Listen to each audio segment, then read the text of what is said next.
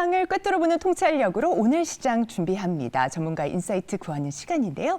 자, 우리 기술로 만든 우주 발사체 누리호의 3차 발사가 오늘 오후 저녁 시간으로 예정돼 있습니다.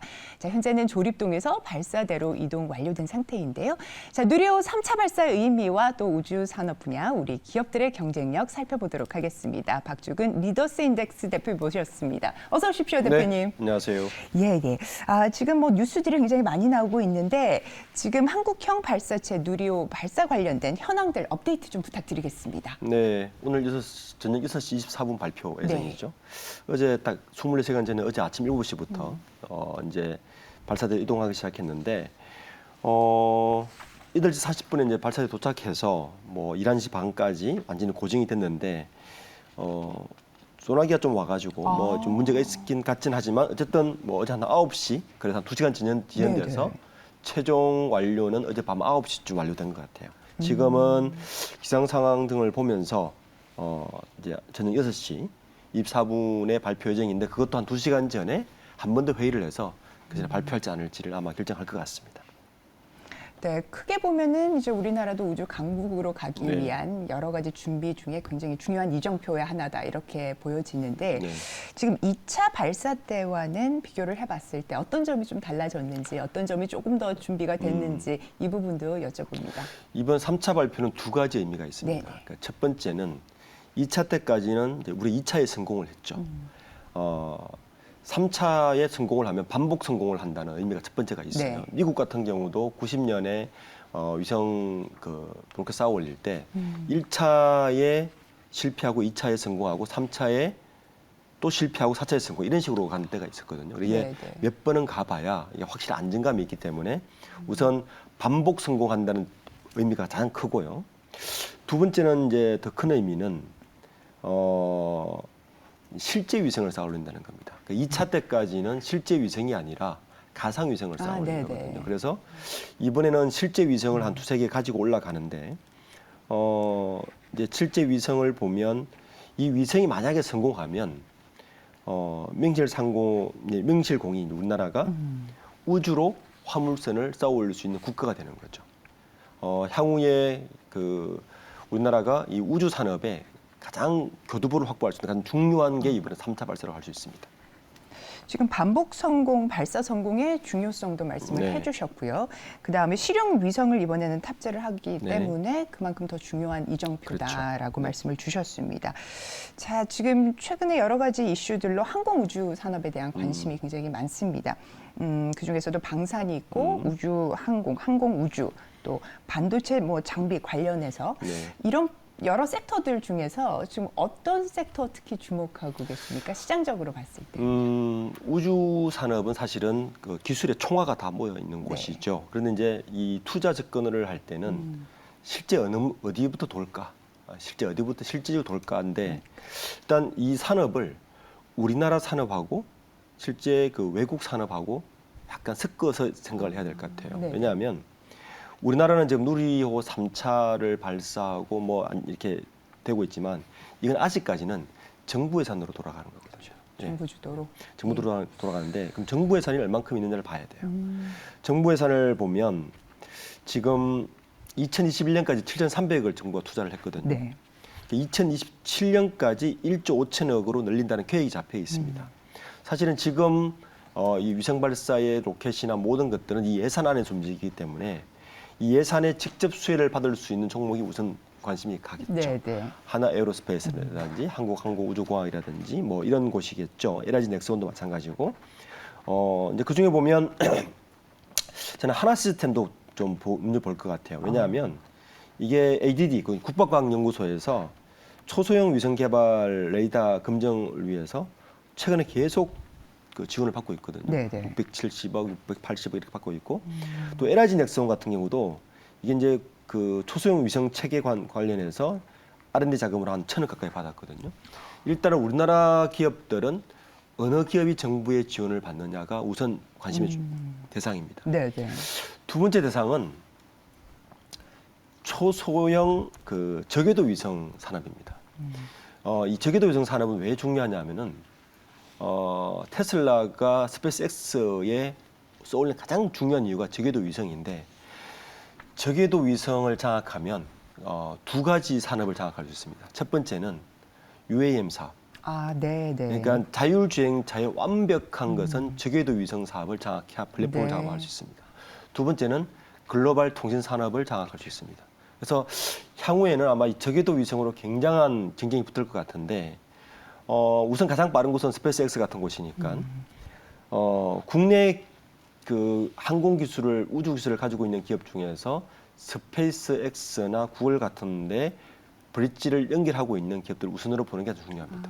네네. 그러니까 국내 산업만 본다면 국가 예산으로 움직이는 거기 때문에 국가 예산의 수혜를 보는 종목이 우선 봐야 되는 것이고 네네.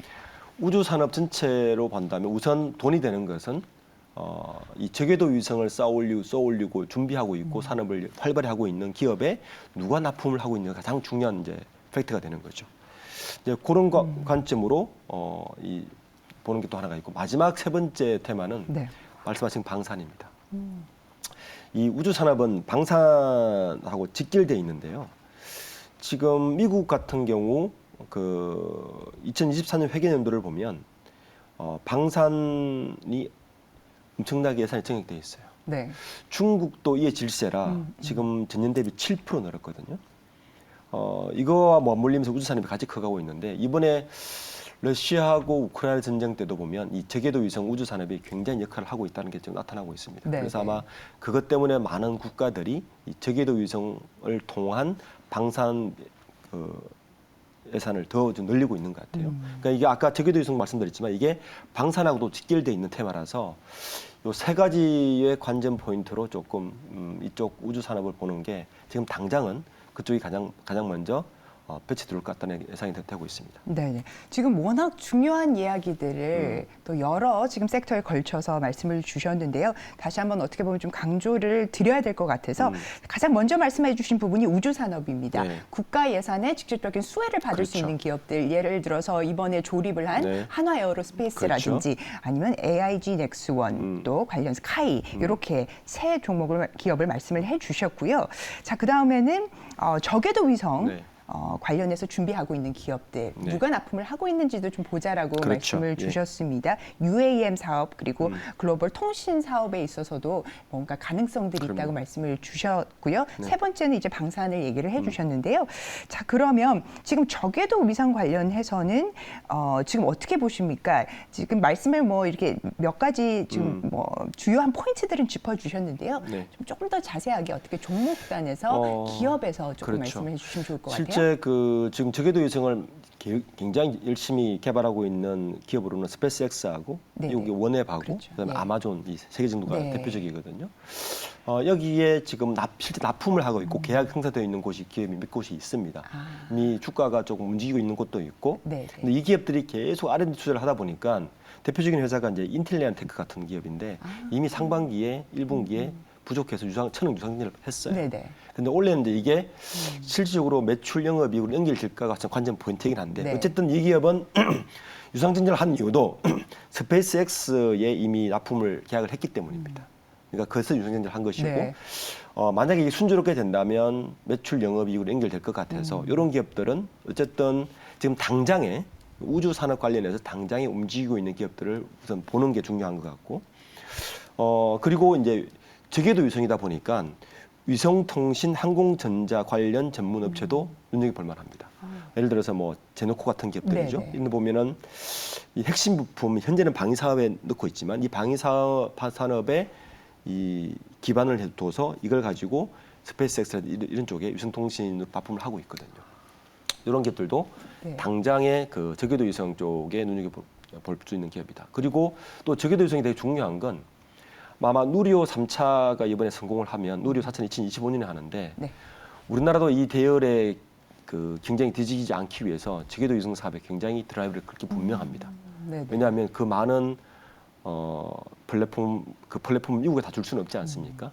그런 저궤도 그러면 누구를 쓸 것이냐? 바로 이런 기업들을 국내 기업도 사용할 수밖에 없는 될 것이다. 네, 그런 관점에서 보면 이런 기업들은 좀 계속 지켜볼 필요가 있다 이렇게 보고 있습니다. 네, 투자 전략을 좀 여쭤보고 싶습니다. 왜냐하면 그 우주 관련주들이 어제도 재료 소멸로 인식을 네. 했는지 하락했죠. 했거든요. 이런 종목들을 저희가 보는 데 있어서 어떤 전략으로 좀 보는 게 합리적이라 보십니까? 누리호 2차 발사할 때 한번 되짚어 보면 네. 그때를 대자부 해보면 그때도 비슷한 흐름을 보였습니다. 발사될 때 워낙 뉴스가 뜨니까 우주 산업이 뜰 것이다라고 떴는데 사실은 바로 연결이 안 되죠. 네. 그 이유는 딱 한 가지입니다. 우리나라 우주 산업은 다 정부 예산입니다. 그러니까 민간 사업자로 연결되는 실제 수익이 나지 않는데 중요한 건 그러면 그걸로 끝날 것이냐 아니라는 거죠. 이제 실제 돈이 되는 것은 저궤도 위성 산업인데 이 저궤도 위성이 연결되면 또 어디가 연결되느냐?